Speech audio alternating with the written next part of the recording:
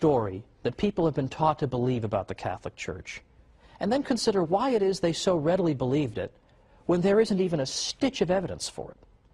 And here's an example that I think even many people in the viewing audience might have believed, that I myself believed. I have no reason to think otherwise.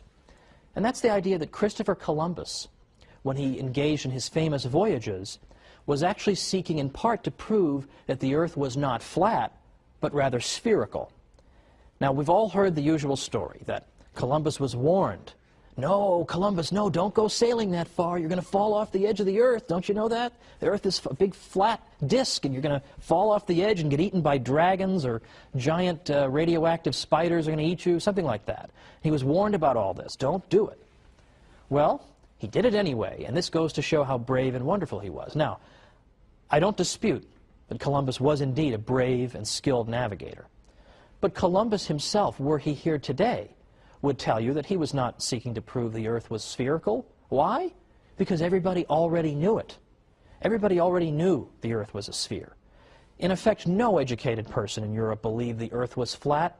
That is a myth. That's an almost absurd myth. In fact, just try to go back and find anybody in the history of Christendom who believed in a flat Earth. Just look for them. If everybody believed it, that shouldn't be so hard. And yet you can't find any examples. Well, I correct myself. You can find two examples of people you've never heard of. Lactantius, for example, from the late 3rd and early 4th centuries. He had no influence on anybody, and in any event, he was speaking more allegorically than anything else. The other person who seems to have believed it was a 6th century figure named Cosmas Indicopleustes. You ever heard of him? Neither have I. And neither had anybody in Western Europe. Cosmas wrote in Greek. By the time you get to that period of time, hardly anybody in the West speaks Greek. Pope St. Gregory the Great, for instance, who was Pope from 590 to 604, already he doesn't even speak a word of Greek. So hardly anybody could have read Cosmas. He wasn't translated into Latin until 1706. So anybody who may have taught a flat Earth had an audience of about 1 or 2 people, had no influence on anybody. The fact is, everybody understood the Earth was a sphere. The reason people were reluctant to sponsor Columbus wasn't that they were afraid he was going to fall off the edge. The reason they were afraid to do it was that they thought he had very much underestimated the size of that sphere. Columbus was saying, oh, don't worry about it. It's not a very big Earth. I'll just sail right around. I'll be right back. It'll be fine. But they were saying to him, no, the Earth is several times larger than you think it is, and you're just going to starve to death. You're going to sail, and you're going to sail, and you're going to sail, and you're not going to be any land. Well, luckily for Columbus, a couple of continents managed to spring up, quite contrary to his expectation, and thankfully for him and for his crew. But that was why they didn't want him to go. It wasn't because they thought he was going to fall off the edge. Now, I realize that is so much the opposite of what you've been told.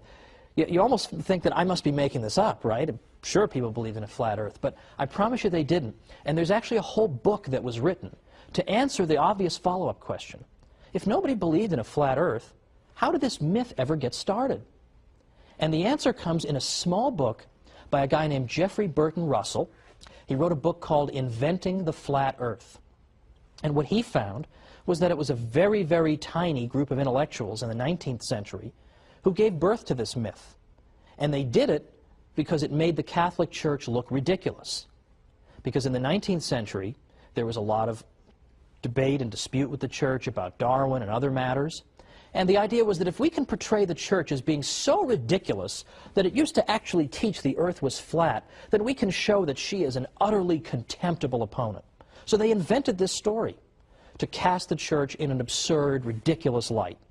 I am sure they had no idea the longevity of this myth, that in the 21st century people would still be taught it. I'm sure somewhere in the world right now as I speak, somebody's being taught the stupid Church taught the Earth was flat and brave, heroic Columbus proved them wrong. It just won't go away. But why won't it go away? Why does it have such staying power? And the reason is that it feeds into this Enlightenment stereotype, right? The Catholic Church is stupid, it inhibits progress, it forces us to believe foolish things. Well, that's exactly what we see in the flat Earth myth, isn't it? Who could possibly believe the Earth was flat? The ancient Greeks actually measured the circumference of the Earth. So obviously they knew it was round. How could the foolish Church think anything different? So there's a great example that can easily be overturned. But it hasn't been overturned because it serves a purpose. If you tried to invent some myth today about any famous person you could think of and say that so-and-so believed such and such, it would last for about 3 seconds. But people believe what they are prepared to believe. And people are prepared to believe the worst about the Catholic Church. Because did you know, for instance, that the Jesuits, the Society of Jesus, did you know that they were so accomplished in the sciences that right now 35 craters on the moon are named after Jesuit scientists? Did you know that 1 out of 20 of the greatest mathematicians who ever lived belonged to the Society of Jesus? Or that the Jesuits helped to found and then became the greatest practitioners of the study of earthquakes, seismology. And we can go on and on and on. Atomic theory, the study of ancient Egypt, the study of physics, and I can go on and on. There are so many ways in which the Catholic Church contributed to the sciences. Eu vou deixar o documentário da Igreja Católica, construtora da civilização ocidental, aqui na descrição, assim como a aula do Morgenstern. Será que Hitler era de direita? Para que você estude. São mais ou menos 5 horas de estudo. Então se dedique, vai estudar, que coisa maravilhosa, abrir a sua mente para o conhecimento, para enxergar as coisas de uma outra maneira. Se você não quiser, meu amigo, Charizard, porra, Pikachu, quem é que tá te impedindo, porra? Vá caçar Pokémon mesmo, bicho. Vá, encha as Pokébolas de Pokémon, encha todas elas, você vai se tornar um mestre caçador. É isso mesmo, tem que ser. Tá bom? E se você ainda não se inscreveu, se inscreva no curso, nas aulas que eu vou ministrar através da internet em dezembro.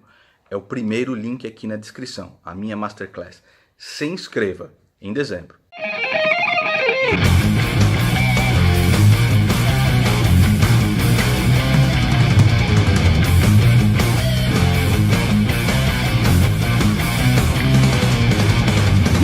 Foda todo mundo.